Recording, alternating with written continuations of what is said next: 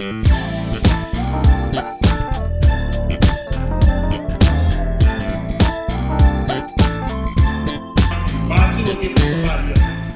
how we have to support one another. I was in Houston a few weeks ago at this event, and I'm just sitting there just looking at all the people around. I said, man, I could sell 1,000 books in here in 5 minutes.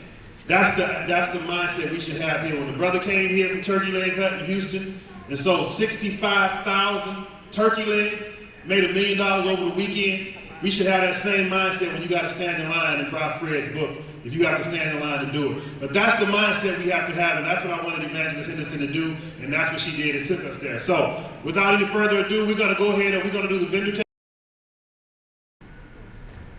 Fred Williams, y'all, give him some love. Show him some love now.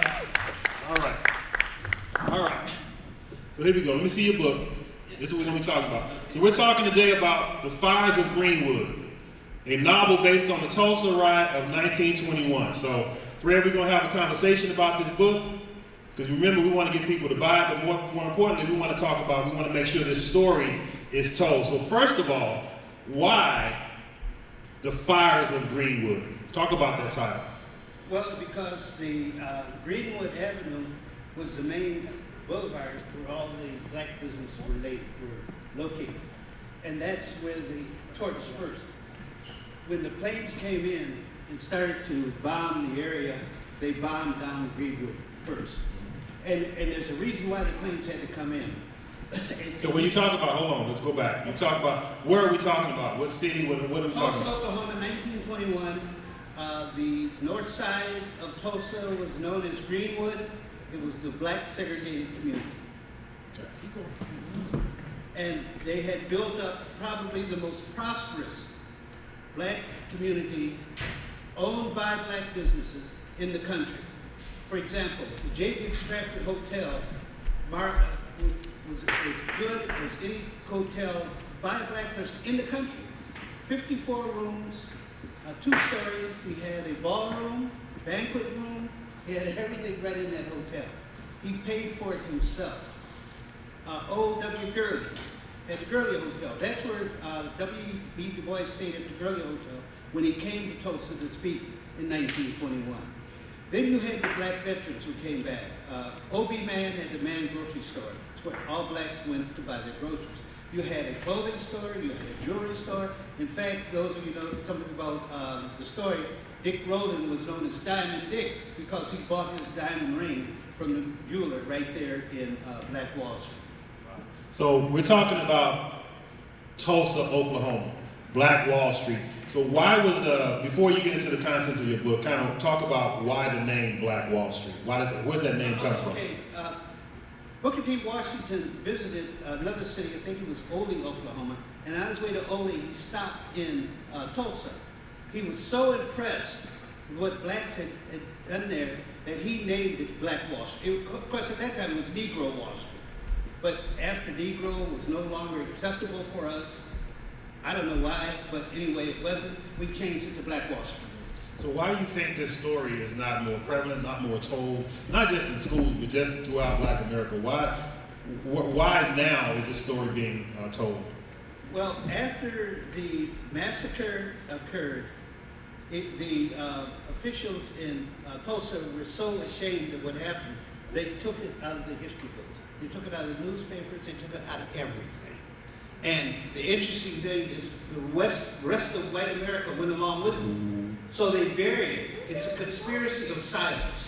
We know about the conspiracy of silence to black folks because most of our history has been the victim of conspiracy of silence. There was one black man, Ross, who was in the state legislature. He was born and raised in Tulsa. When he was in high school, someone mentioned, his teacher mentioned him, what had happened, and Ross stood up and said, "Oh, you lied, that never happened." So he took him over to a man by the name of Bill Williams. Bill Williams was a young kid when it happened. His father and mother owned 3 businesses. They owned the Dreamland Theater, that seated over 700 folks, and the Williams Confectionery. And they also had an auto repair business. So they took Ross, this guy, and he told him what happened. Ross was so irate that he started then as a young man to bring this to light. It was only after he was elected to the Oklahoma State Legislature that he forced it to be opened up and do an investigation, and the governor set up the committee to do that. So can you kind of talk about what led to the Tulsa riots? What the first strike that led to the riot? Okay. Everyone will tell you it's what happened in the elevator between Diamond Dick Rowland and Sarah Page. Diamond Dick was 18 at the time. Sarah Page, I believe, was 17. She ran the elevator. Diamond Dick worked across the street as a shoe shiner. Yeah. He went across to the Drexel Hotel to go to the third floor. This was the story they give him, to use the restroom. Came back out, and when she came to pick him up, they say the elevator was messed up. He stumbled into the elevator, stumbled on her, and she started fighting him back and got to the first floor. She runs out hollering, "Help, help, help!" Well, this was called the Remington men's store. It was an all-white men's store. The white man comes out, tries to grab Dick Rowland. Dick Rowland takes off running and goes home. That's the story they tell you. Everyone, even LeBron James, with the piece he did on CNN, did the same thing. Let me tell you, from a black perspective, I think I'm one of the first people. I wrote it as a historical novel and not just as a history book, because I felt that you can get your reader more into a novel if you do it the right way. So you feel like you're walking right down Black Wall Street, and you feel like you're right here when all these things are happening. Well, here's what I believe is the real story. They were lovers. They were lovers. Dick Rowland was a cool playboy. Interracial marriage, you're saying that's good stuff. They weren't even married. Dating, interracial dating, and it was a lover's quarrel. I won't go into all the details of my research that brought me to that conclusion. But still, that is not what caused the battles. When they print in a local paper, the headlines read, "Nab a Negro boy for accosting a white girl." But on the editorial page, it said, "There will be a lynching." And you know what? No one can find that page in that paper anymore. The editor's kids and grandchildren removed it. You can't find it.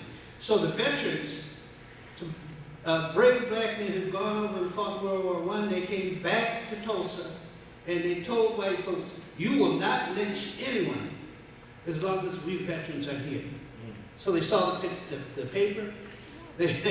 Now, by this time, there's a whole crowd of whites that are outside the county jailhouse and telling Sheriff McCullough, "Give us that in." You know what in I mean. "Give us that in."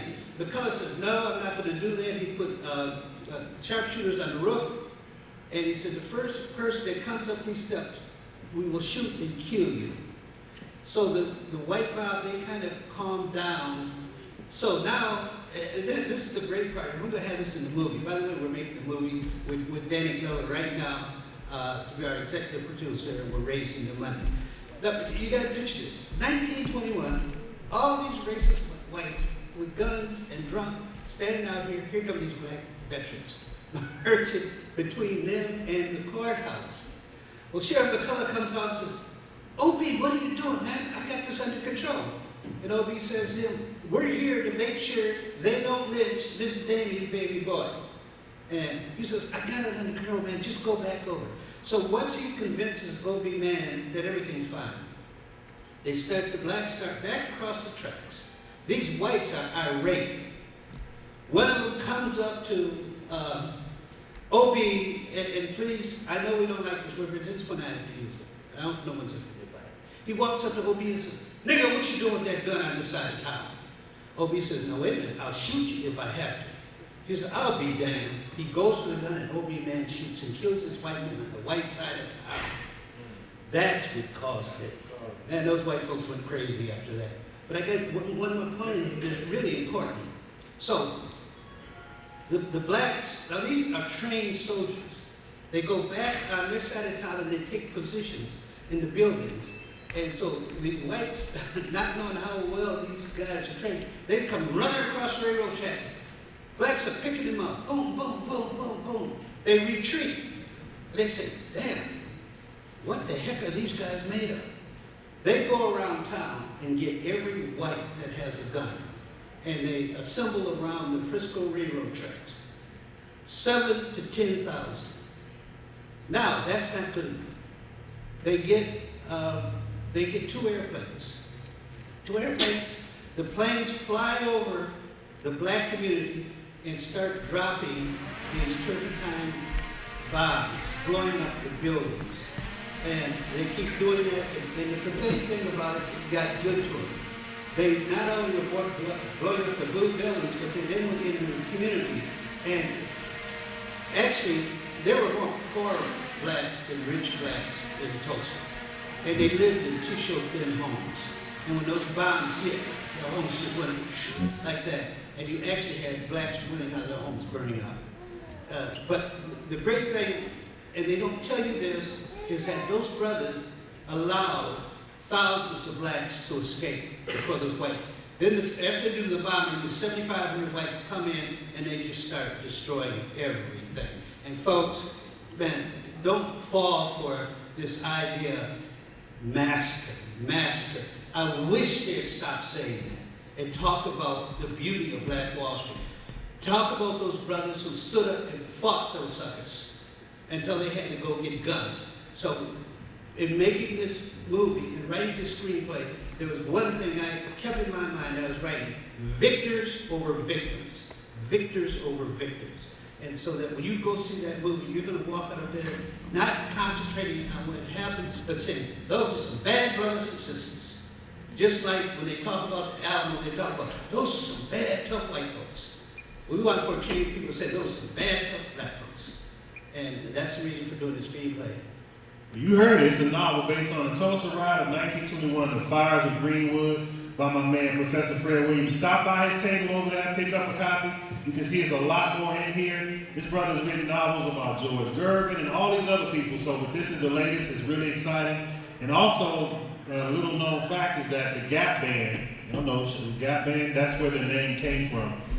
Greenwood, Archer, and Pine. Those are streets in Tulsa, Oklahoma, and that's where the Gap Band came from. So Professor Fred Williams, get his book. He's going to be over here in the corner. Do you have something else? I just wanted to tell everyone, I just signed a contract with Bill Cosby to write his version of what happened leading up to him going to jail. I talked to him last week. Show some love for Fred now. Bill Cosby. Give it up, Fred Williams, y'all. Version of Red Table Talk. I'm going to call it Purple Table Talk, so you know how the kids do. I just say How are you, sir? Good. All right. So we're talking to Dr. Williams about strategic planning for black folk. Now I'm going to ask you a question because somebody asked me a question earlier, our photographer. He asked me a generic question. I said, I'm going to ask him that. He said, what is strategic thinking or strategic planning? What does that mean? Good. I think first of all, I appreciate you having me here. We good here? Okay. How about that? Is that better? Okay, good. No. The biggest thing is like for strategic planning is truly just making sure that you're thinking further than just today. It's not just it's just not where you're going, but of course, how you're going to get there. And as an old pilot, I can't help but think about the fact that everything's a checklist, everything's a button, everything, there's something that leads to something. And just over my travels the last 30 years with the Air Force, I got a chance to see that a lot of black folk, that's not something in our culture we talk a lot about. And so we just find ourselves getting to places because we're talented, good, we're the best, we're vibrant, we're strong. But we don't necessarily, we know how to duplicate it and tell people how we got where we got. And so that was the whole purpose of writing the book was I got sick of looking around and seeing a whole lot of people that didn't look like me where I was. So what is, you said, unleashing the secret weapons to success. Now, I'm talking loud. What is the secret weapon to success? It literally is about being strategic in everything you do. If you start something, you don't start something just to start it, you start it to sustain it. And so that's especially we see like black businesses and black business owners for us in particular. It's easy to fill out the LLC paperwork. We all know that. But you'd be surprised how many times we get that letter from the Texas Comptroller's office, right? We all been there like, what is this? What do I do with this? And then you pay them $50, you never do it again. But helping you, the secret weapon is knowing where I want to be before I start. Not starting and then determining where I want to be after I start. And that's the secret. So Dr. Williams, when you're talking about this secret weapon, when you're talking, kind of you said strategic planning for black folk. Mm-hmm. A lot of times I realize that when it comes to black folk, it's a mindset. And you're a pilot, you've done all these things, your mindset is different. So Right. how do you change the mindset of the masses who are trying to get that, who want to open a business, who get that letter, the LLC letter? Mm-hmm. How do you change that mindset in your opinion? I think what we have to do is you have to make strategic planning a part of your culture at home, right? A lot of times when we get to school, and for many of us, at least for me, I was raised right here on campus. So when you literally show up somewhere, then you start figuring out what to do. It's too late. We should be introducing strategic planning and strategic thinking and critical thinking to our kids. So at home, that's how we do it. Is you don't let them just, when it comes to you gotta be, well, why did you get a B? How did you get a B? How are you gonna get an A? Like, what happens if you get a C?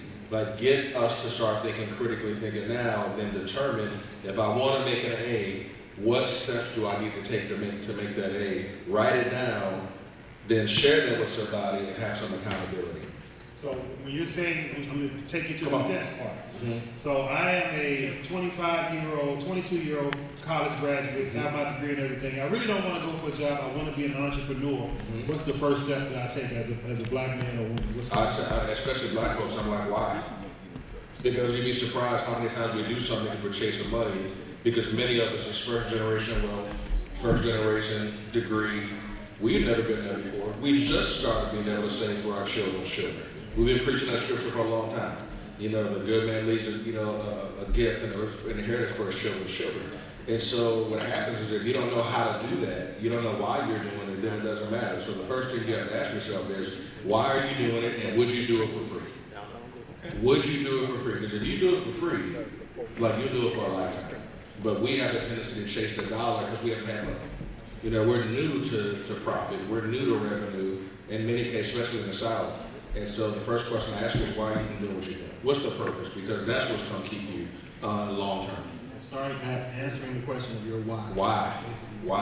So what else does Dr. Dorian Williams do, and how can we get in touch with you? Yeah, I say the biggest thing is my goal today, and I've been trying to make sure to spread this message is we hear a lot about now really trying to spread the message of multiple streams of income. And one of the things we hear a lot about is multiple streams of income, but we're not talking to people about how to get the income. It's like have multiple streams, but then we don't tell them, okay, here are the steps, whether it be through DBAs or assumed names or LLC or a trust or whatever it is.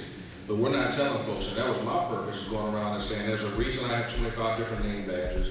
There's a reason why I have 25 different companies. I know it looks crazy, but that's why I do that on purpose so folks can know. It's just like, it's no different than having a diverse portfolio. Oil is not always going to be up. Goods are not always going to be down. Luxury items are not going to be up. So in any investment, your portfolio has to have a little real estate, a little sugar, a little spice, a little gold, a little this, because it's never going to always be right across any sector. It's never going to be that way. And we have to understand that. So you need to have a real estate business. You need to have, in that same real estate business, you need to be able to manage your own real estate, rental properties. You need to have your own, maybe flipping houses. And then you have that, you push that to the side, get you some volunteers, hire them, let them run it, and you move on to the next thing. And then we start doing landscaping over here. Because what you're going to do when it starts raining? Now what you're not going to eat.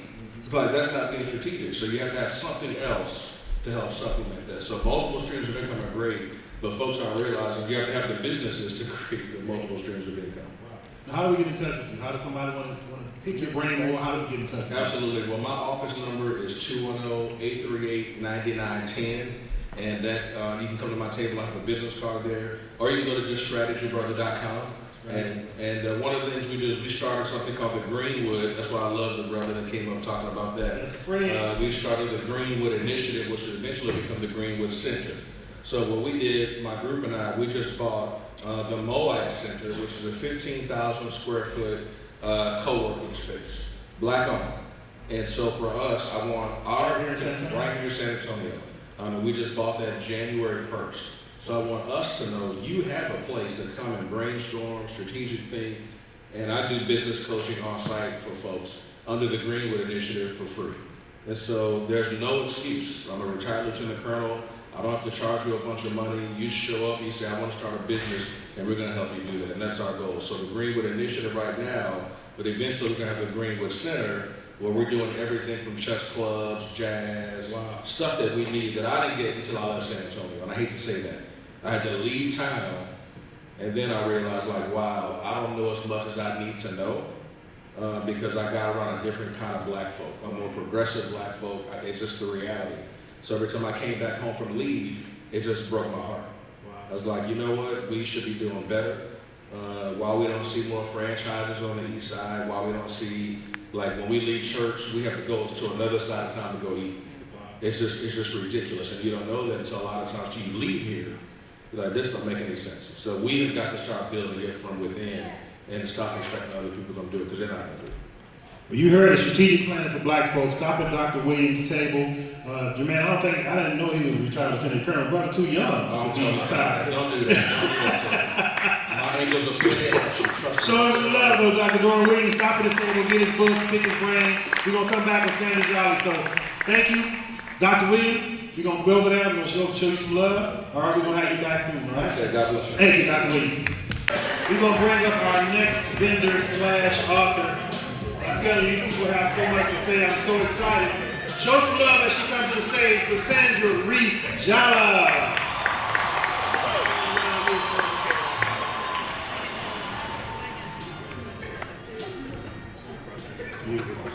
All right, come on, grab that mic and have a seat for the Purple Table Talk. All right. Thank you. Thank you for coming. Everything good today? All is well. All right, all is well. So, God be the glory. as you go, we're going to be talking Sandra Reese Jala today. Now, do I call you all three names, or You can just call me Sandra. I call you Sandra? We're going to be talking about, man, I love this title, Soulful Affirmations, but we have two other books that Sandra's going to be going into, but I like this Soulful Affirmation. So, I'm going to just start this off. There's lots of books on affirmations. Yes, sir. Lots of authors on Absolutely. that. How is yours different? It differs in that it is a spiritual-based book. Soulful Affirmations is 365 days of positive thoughts and aspirations. I've written affirmations my entire life. I am a winner. I will succeed. So an affirmation is just a positive reinforcement of something that you believe in. Many times people don't know where to go in the Bible to confirm an affirmation. And so Soulful Affirmations does just that. It's going to give you an affirmation, a scripture to support that affirmation, and some practical example of how you would use it. So if you would flip to today. Okay. I'm flipping to today. It says Sandra's copy in here, so I'll make sure I give you this copy back. Yeah. Is that how it goes? Yeah, it's by month. All month? I'm going to help you real quickly Okay. here. And we're going to flip to today is July 10th. 10th. All right.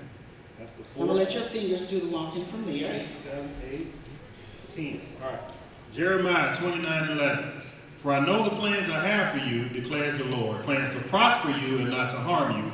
Plans to give you hope and a future. Why that? Wow. And so the way in which I use that is to reinforce, plan your work, work your plan. It's talking about a plan. And the plan God has for me that I found for here, that I am to prosper. Because my Father is rich. All right? Not to harm me and to give me hope for the future. So if I seek God, He'll help me with my plan. So that's how you use this book. It's a way for you to get a positive affirmation, a scripture to support that affirmation, and then you write in the book how that affirmation applies to you.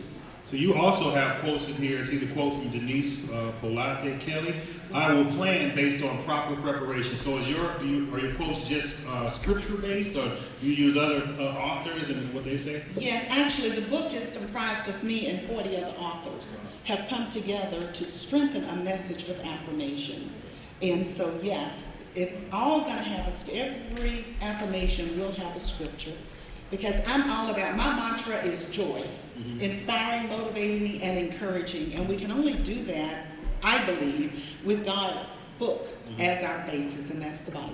Okay, I'm going to go into your next book real second. I want to ask you one more question about just the practice of affirmations. You hear, I think in the scripture, Habakkuk says, write it down. Write it those down, type of make it things. plain. So is that something that you advocate, writing, putting affirmations on Absolutely. your mirror? If you're not an affirmation writer, I would encourage you to do that, because an affirmation just strengthens a belief. I will achieve, right now I am stage 4 breast cancer. Yeah, I will overcome. So it's in that belief that I can, as a stage 4 cancer person who's gone through, at this point, 7 chemo treatments. Wow.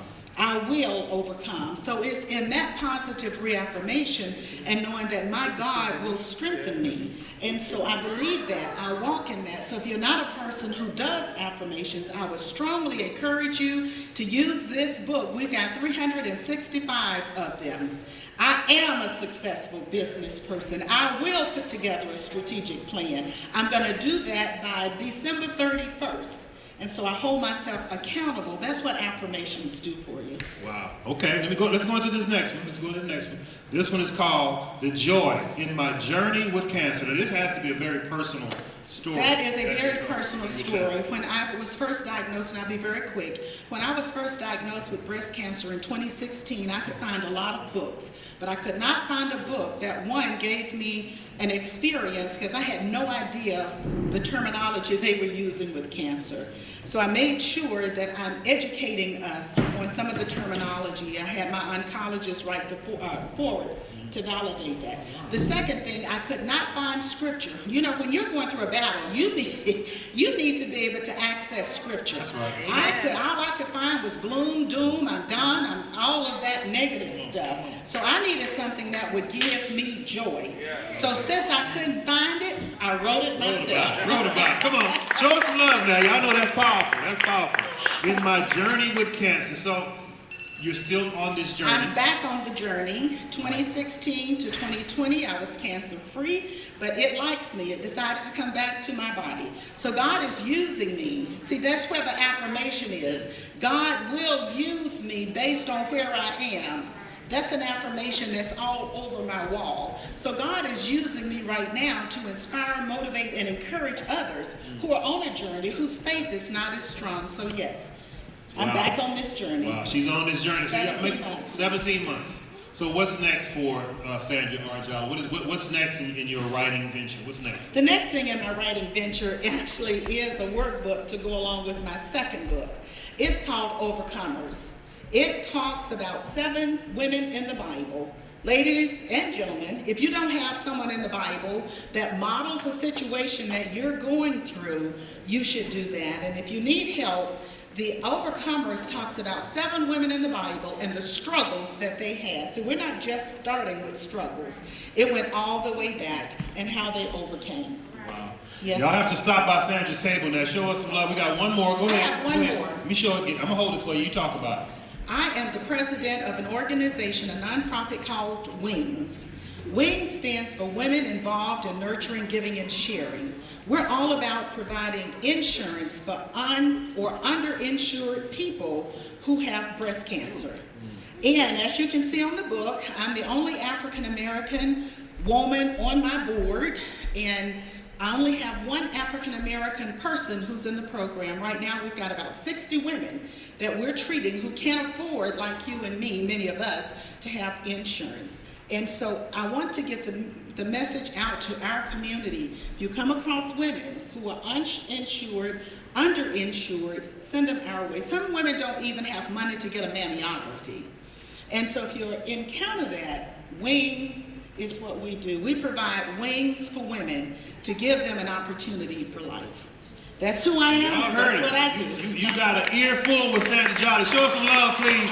Stop off on the table over there. Make sure you purchase her book, get her information, get some more contact information for her. We're going to keep this thing going. Thank you, Sandra. Thank you so much. And thank you, Carl. Thank you, Carl. Stayed in boutiques, shopping, and people assumed that I worked for the shop. It was time for me to do my own thing.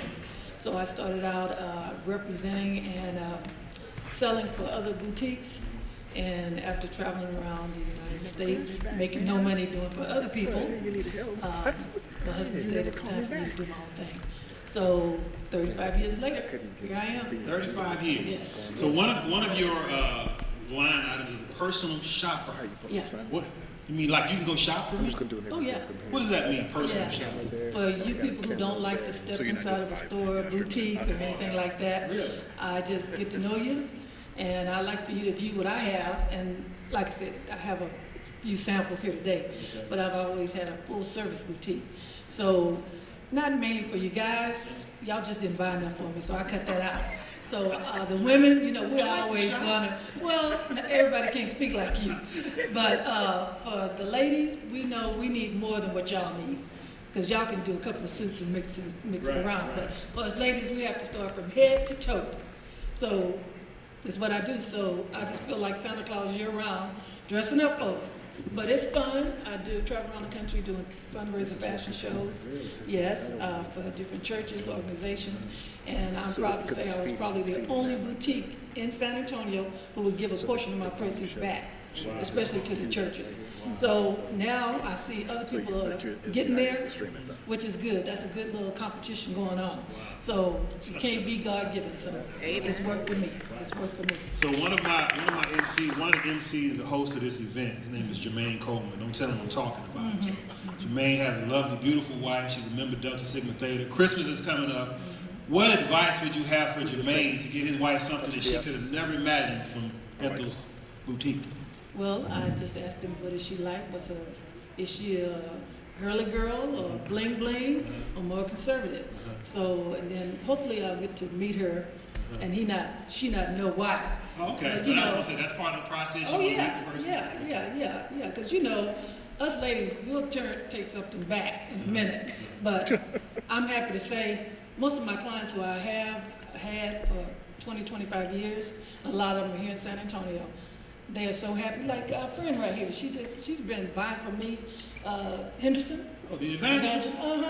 And she was selling my goods before I even got in good. Yeah, but I try to sell quality merchandise. So that way I don't like to get anything coming back to me. So I don't believe in returns. So if there's... Yeah, but you know, if there's a little problem, you know, they always come out better than, you know, because everybody has a little flaw every now and then. So But I love what I your do. designs, I noticed you have a beautiful thing on here. Is it African inspired or is it doesn't? How are you looking at it? Because I mean, it could be Brazilian. That's Colors right. are coming from everywhere. Thank That's you for what saying that. That's what I'm asking. Yeah, so when people, you know, you run into all kinds of folks, is that African? I said, no, I don't know. It could be Southwestern, whatever you want it to be. You know, you don't have to put a label on anything because we don't know where people are from. You know what I'm saying? And just because I have an African outfit doesn't mean it's African. It's just right. You know, it's what you do and what you have. Yeah. But as a personal shopper, most of my clients just call me now, and especially since it's COVID, you know, pre-COVID, whatever, they just call me up and tell me what colors they need, or if they're going to a convention or something. That's what I do. Do you do any custom pieces that you actually create? Because I've been to different bazaars and people making bracelets and all that kind of stuff. Do you talk about some of the custom pieces that you can only get from you? I like to just buy designer. Okay. Yeah, now years ago when I first started the business, I was designing and manufacturing, but it's very expensive. And really, you can't do both, a small business like me, because I self-financed myself. I did not go to a bank for anything. I started out with a little bit of jewelry, and when I sold that, I just got more and more, and then I got into the hats, and, you know, so I do the ladies' dress hats, clothing, jewelry, and handbags. Now, how can we find you besides your table here? How can we support you? How can we find you? These days, Instagram only. Instagram. What's the Instagram handle? Just under Ethel's. If you hit Ethel's, you'll see my face, or Ethels_Essentials. Ethels_Essentials. So you heard it right here, Ethels_Essentials. Show some love, Ethel Kendrick, and make sure you stop at the table over there. Do you have bracelets like this? I like bracelets and all this. See, you say it like this. I mean, you say it like this. That means somebody already carrying it. No, I don't have those. I mean, my daughter made these. But anyway, I'm sorry. We're going to get off on our own tangent. Show some love to Ethel Kendrick, please. Callis, the man behind the march. Grab the mic. Have a seat. The virtual purple table talk. I mean, excuse the red tie, make it, it's not purple, but it's all good. I Appreciate love anyway. All right, we're gonna be talking today to my man Arlington County. Now, full disclosure, I've read his book. I know a lot about Arlington and his family, and I'm telling you, when I say he comes from a line, a patriarchal family in this community, I can't even do it justice. But I'm gonna try to talk to him today as if I don't know him, because I want you to get to understand him and and make sure you purchase his book. I was reading his book, and we're both authors, but I was reading his book and reading his stories, and it reminded me so much of me that he talked about going to the country in the summer and all that kind of stuff. So let's start here. Let's just start here. The man behind the march, the life and legacy of Reverend Dr. R.A. Callies Sr. So what made you write your dad's story so much? Thank you. What made me write my dad's story was the fact that there was a piece of history missing. Every year, I'll take a step back. As most of you know, San Antonio has one of the largest, if not the largest, MLK marches in the nation. And every year we come out and we celebrate, we march. But no one talked about the full history of the march. And we would always talk about when the march was commissioned. I'm very thankful for Mayor Henry Cisneros for what he did, and Aranetta Pierce, she was the first MLK March chair, but it was always 1986 and forward. And so I'm like, well, what about in 1968 when my dad first started to march? He first started to march after a few days after ML King was assassinated. And then when we march, Doctor, we march for a lot of infrastructure that was needed on the east side that we did not have. We literally didn't have it. And also when we marched, there weren't but 10, maybe 15 of us that actually marched. And we marched down Nebraska Street, which is now MLK Drive, but when we marched, they only gave us, out of the 4 lanes, we only had 1 lane. There was a police escort, one in the front and then one in the back, and then there was us. And then of course, there was this Ford truck that my dad would drive, or actually I had the duty of driving that. And we marched, and the day before the march, he often made signs, noting on those signs what we needed. And what prompted the march is because when we went to the city hall and asked for these things that we needed, we were denied on more than one occasion. So in order to get the city's commission, the city's attention and everybody else's attention, like back in the 60s, we marched. And we marched for what's now the MLK Bridge, what's now the Freedom Bridge, if I may, the MLK Park. That park wasn't always there. That was just weeds. And believe it or not, the bridge, the MLK Bridge, that land was given to us because we went to the city and said, hey, kids are drowning trying to get from W.W. White Road to Riley, which is now MLK Academy. We're trying to take the shortcut and they're drowning. We need a bridge. And the city said no. And so my dad approached the man that owned the land and said, hey, the city denied us. The man was kind enough to say, Reverend Callies, you take the land. And so we went back to the city and told the city what happened, and then they constructed the bridge. And then there's the Mlk Statue, which was erected in 1982. A lot of people didn't know that. The statue didn't just magically fall out of the sky and land on that piece of property known as the MLK Plaza. We had to go and fight for the MLK Plaza. There was just a patch of grass there. And then after the city finally gave us the plaza, then we had to raise money for the statue. Because the city said, you know what, we'll pay for the base of the statue, Reverend Callies, but you need to find a way to come up with the remaining funds. And so he took young people. And we stood out there on the street corners at the corner of Houston Street and New Brownsville Street. And we stood out there Saturday after Saturday after Saturday. The only time we really weren't out there was during the winter months. But spring, summer, we're there. When that light turned red, boom, we hitting it. Sir, ma'am, would you like to contribute? We had our red Folgers coffee. We had those Folger coffee cans. And see, my dad was a shop teacher. So he spray painted all those Folger, he took the label off, spray painted them red, and then he handed them out to us. And then he said, well, how did the kids get to the plaza? Well, he picked them up. And back then, it wasn't against the law, so we jumped in the back of the truck, and we ride into the truck and ride, excuse me, to the plaza. We get out. Now I'm going back to when the traffic light turned red. Now we're out there. Sir, man, would you like to donate to the Mlk statue? Some did, some didn't. When the light turned green, we got back on that grass median.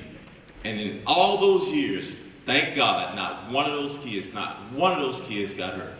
Not one of those kids were involved in any type of automobile accident. And the thing about my dad, he got involved as well. He would stand out there and he'll watch us. He'll watch us just to make sure everything was okay. That was a long answer. No, that was good because you answered a lot of stuff that was in my mind, but I did want to ask you, kind of get your opinion on the evolution of the march and where it is today. Because quite honestly, we don't hear Dr. Callis's name, Reverend Callis's name today. As everything you just said, I didn't know that y'all did that bridge. I had no idea. And I remember y'all, as I was a little kid, I remember y'all doing the cans and all that kind of stuff. And I'm quite honest, we would walk by and laugh at you. We would do that as little kids. But now here we are in 2022, getting ready to come up. What are your thoughts? What are your family's thoughts? If you could speak on behalf of your family of the evolution of the march. Because we didn't even have a Martin Luther King holiday. Right. When Dad started. So start there. Go ahead. Right. So I do want to give the commission credit because if you do go to the MLK website commission, they do give Dad credit for the founder of the first march. So thank God for that. Going back to the evolution and to answer your question, Dr. Diop, yes, it was, we marched for something. It wasn't political. There were needs that had to be met, had to be addressed. Even one year we marched, we did go to Austin and we lobbied for the MLK for that day to be recognized as a national holiday. So it's a lot. I mean, I can go back to summer jobs. Dad would often find summer jobs for youth. The young ladies were working in because the city said, what can they do? Reverend Callis said, well, the young ladies, I would like for them to work in the libraries. So they worked in the libraries throughout the city. The young men, those parks, MLK Park, J Street Park, I don't know if you guys know what a sling is, but that's all they gave us, guys. They gave us gloves, they gave us a sling and an axe, and we were out there just slanging weeds, just trying to clear the place out. And then the city would later come through with a bulldozer, and that created jobs. The city cemeteries, right up here off of New Brunswick Street. We worked in city, we cleared those out because they were looking horrible. And so that was how Dad created jobs. Did I answer your question? Well, my question is, are you pleased with the evolution of the march and being the largest march in the country and all that? Is that something you look at with pride, or do you have some consternation there? The only reservation I have with, yes, I am proud, but that wasn't the ultimate goal. Dad never, ever, ever dreamed that the march would become where it is today. What's a little disturbing at times is that when we march now, it's almost more parade. I mean, it's like, why are we marching? You know, I think there needs to be more of a focus to address the immediate needs of the Black community, of people in general. You know, I like what some of the things that Black Lives Matter stands, you know, I like some of the things that they're doing because the marches are now more diverse than when we were marching. Have you ever been a keynote speaker at the Martin Luther King March? I have never been the keynote speaker at the Martin Luther King March. Pam, he's gonna be the next one. I'm putting it out in the universe. This should be your next keynote speaker for the Martin Luther King March. Because I don't know if you're really listening to what my brother here is saying, but had it not been for his dad, we wouldn't have a march.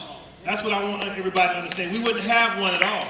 Started off with 10 kids in the back of a pickup truck with Folgers cans, and now it's the largest march today, and he's never been on that main stage, and we're going to change that today.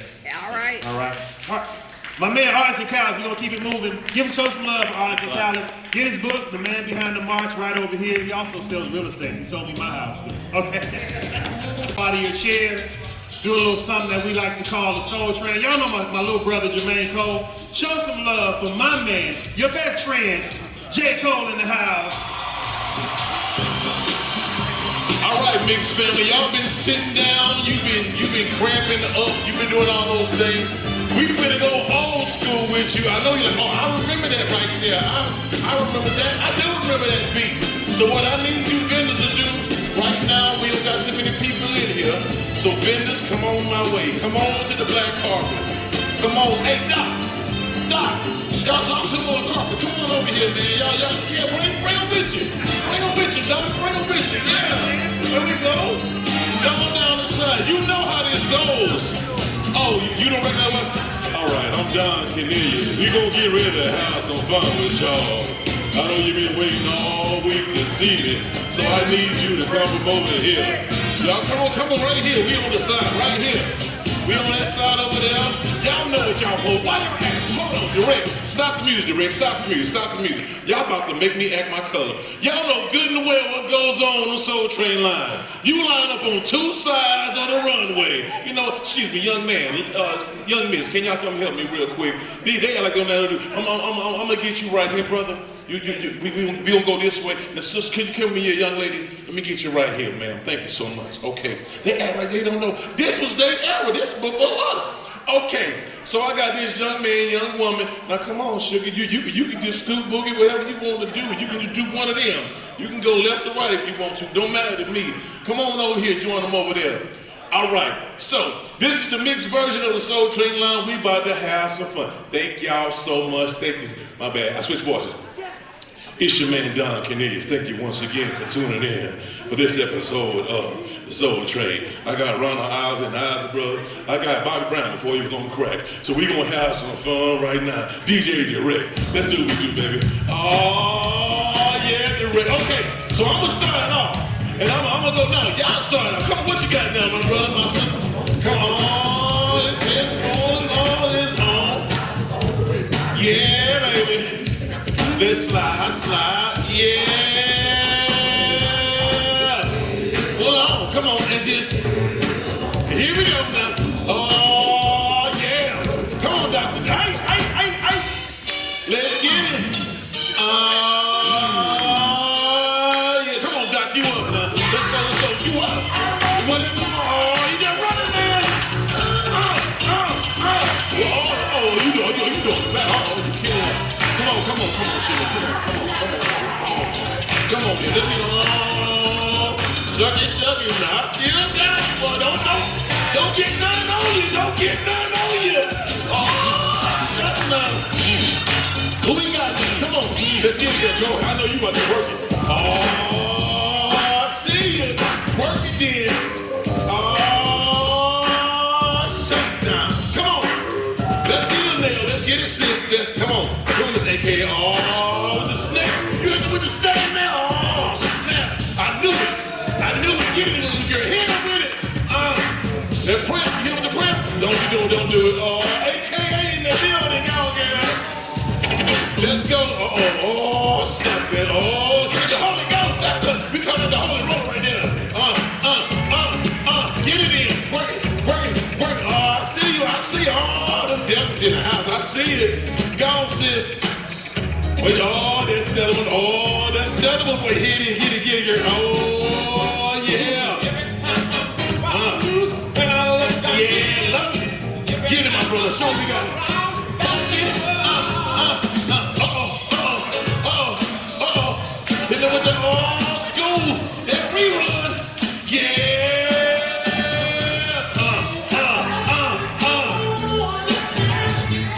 I tell you what.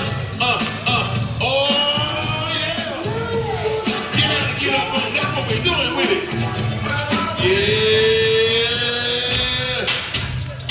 Oh, yeah. We keeping the groove going, baby. We in the mix. It's your best friend, Jermaine Coleman, with the Soul Train line. Come on, yeah.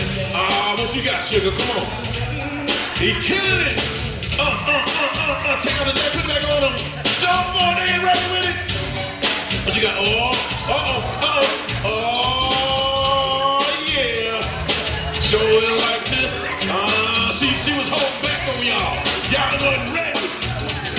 It's the Soul Train line doing the mix way. Feed me in, baby. Yeah. You say I'm running for the trouble too all the time. Come on, y'all. Here we go.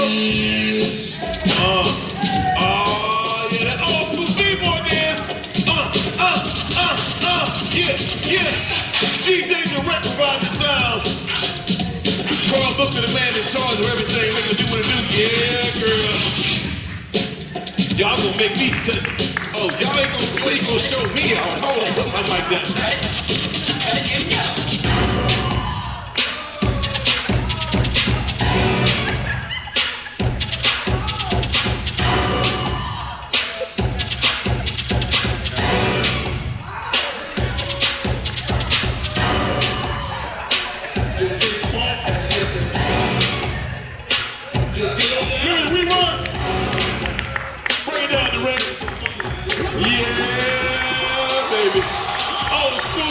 Trade line, appreciate you, my brother, appreciate you, my sister. That's how it goes down, BVN. We in the mix. Wait a minute. Jeremiah, come here. Direct, you got some MJ? The king. Put the talent down, son. We about to show him how we do it at home.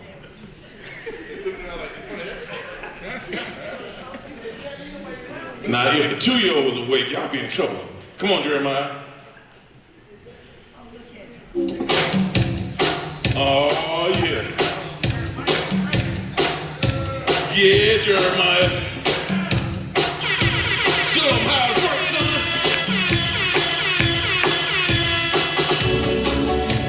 Hit with the robot, Jeremiah. Hit with the robot.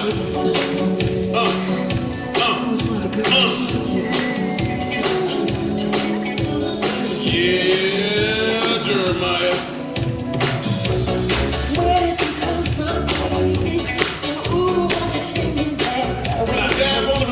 Jeremiah, go ahead, Dad, on the walk off.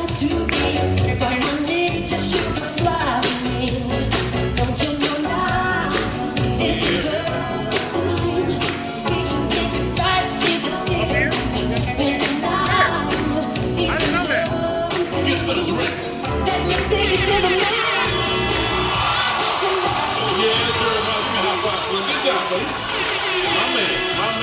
Yeah, 3 o'clock. That's what it's all about, man. Have some fun with the family. I know you've been locked up during the COVID these past year and a half or so. When you're at home with your family, have some fun. If you haven't seen them, call them, reach out to them, text, email, Instagram, Facebook, Snapchat, tweet. Oh my God, there's so many different platforms. Use any platform you want to do, but check on somebody. Make that your thing to do each and every time. When your best friend, J. Cole, BVN, this is how we have fun. Thank you for coming out to the mix. We are not done. We still got one more interview, my big brother, the good doctor.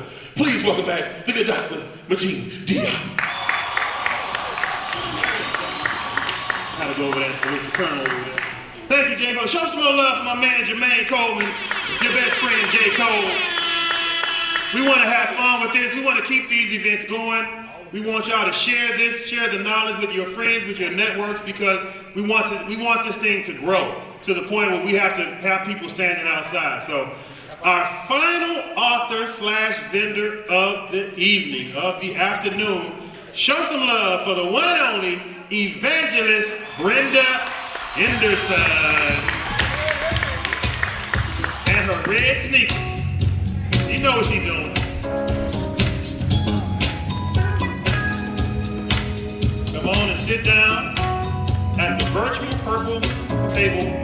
Did you slip? You make my soul burning fire. All right, show some more love for Evangelist Henderson, y'all. Come on now. When I say this sister's powerful, I think it's on, so go ahead and do a mic check. Mic check, mic check. You're good.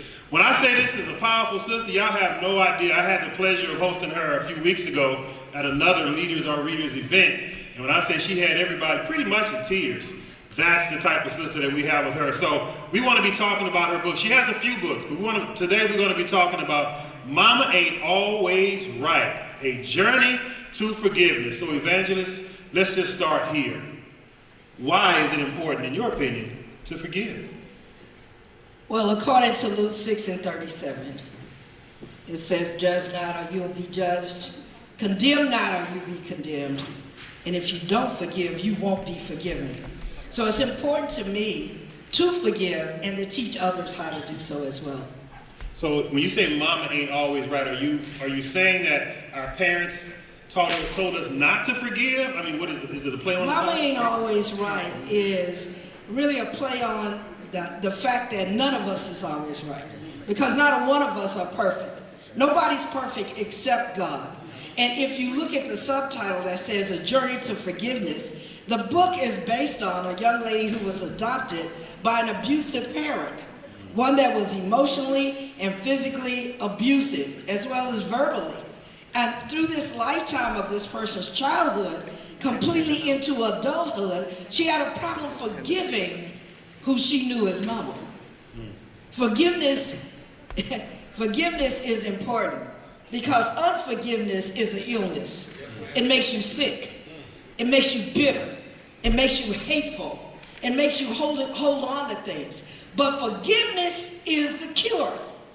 Once you forgive, then you forgive you and you can be set free. But evangelist, I mean, people have done people wrong. I mean, so some real, like you said in your book, I mean, this young lady was molested. I mean, how do you forgive something like that? You forgive it because you realize that the burden is not on you. It's on the person who caused the problem. That's why the first process is who hurt you and why. You need to figure out why they hurt you. Then you need to figure out, number 2, to forgive yourself for not forgiving them for hurting you. There's never a cause without an effect. If somebody hurt you, figure out why they hurt you. Everything happens for a reason. You must release that in order to be a better individual to everybody else you come across. Okay. So, and I'm trying to be real here, so I'm talking about my man Arlington Callis. The things that he went through as a youth trying to get to Martin Luther King. He mentioned at the last event that people spit in his can when he was trying to, I mean, how do you forgive something like that, Evangelist? You forgive that because you realize that they're not on the same spiritual level as you. Make sure you're on a spiritual level first. Okay. But if you're on a spiritual level and somebody spits in your hand, did it not say turn the other cheek? Most of us don't want to turn the other cheek. Most of us want to spit back. But if you spit back, you didn't forgive, and you place yourself on the same level as the individual that harmed you. So what if the person doesn't accept your apology? You've done what God has asked you to do. They may not accept it, but you've done what he asked you to do. He said, forgive so that I might forgive you. That's all you need to worry about, doing what you're supposed to do. Most of the time, I'd say 90% of the time, or 90% of the people that you forgive, they still ugly anyway. You know what I'm saying? They still treat you bad. They still talking about you anyway. But then that burden is lifted up off you. Like I said, it's a process. You have to believe that you can forgive. Holding on to stuff is not healthy. We always, right now, especially during the pandemic, we've been talking about mental health, and we've been talking about molestation at home. That's what this book is all about. We need to be healthy as spiritual individuals. And if you don't know God, know him. If you get to know him, then you will forgive, because he is not going to allow you to hold on to something that's not like him. Amen. He's not going to allow you to do it. But now let's talk about this, Doc. Some people don't want to forgive. So now it's time to do research within yourself. Why is it that you can't forgive? Is it for the fear of looking weak? Why can't you forgive? Is it because you're saying to yourself that somebody's going to keep running over me if I forgive them? None of that matters, because whether you believe it or not, there's been a paradise prepared for you. And if you want to get there, you got to forgive. So, Doc, workshops, that was my next question. My thought was workshops. Do you offer any workshops on forgiveness? What does that look like? Well, what it looks like is I have a curriculum and I have a 5-step process. And I develop in your mindset what it's like to forgive. This book is loosely based on my own childhood. It took me 40 years to forgive my adoptive mother. I don't need y'all waiting that long. So since God showed me how, I want to show you how. There's a women's conference in October, and it's called How to Forgive When It Hurts. It has sessions in there that will make you think, make you talk, make you relive, make you forgive. So that's coming up when? October the 16th. And that's going to be here in San Antonio? It'll be here in San Antonio at Second Baptist. Second Baptist, okay. So last question, I'm going to let you go because I know we're pressed for time.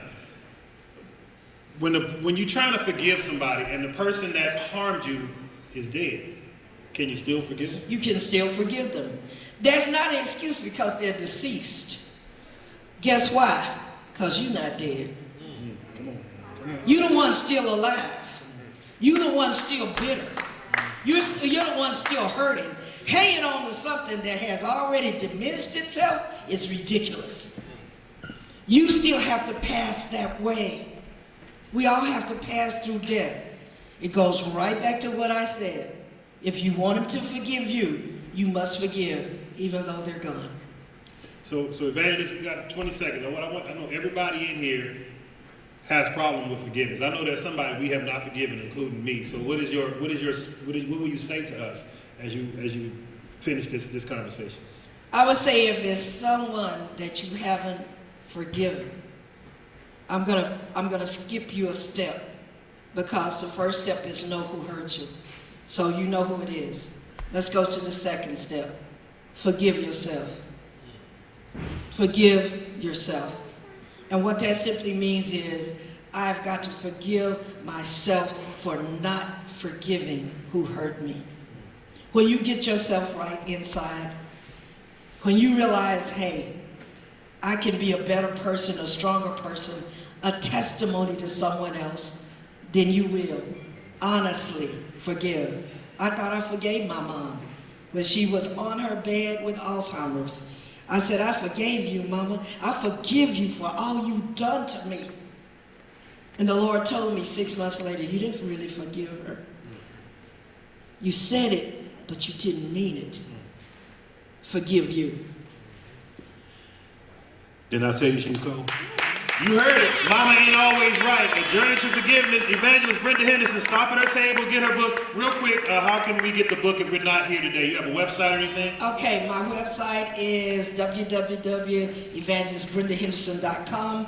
My book is available on Amazon.com, Walmart.com, BarnesandNoble.com. Just look for the name Mama Ain't Always Right. We're going to remember that one. Show some love, Evangelist Brenda Henderson.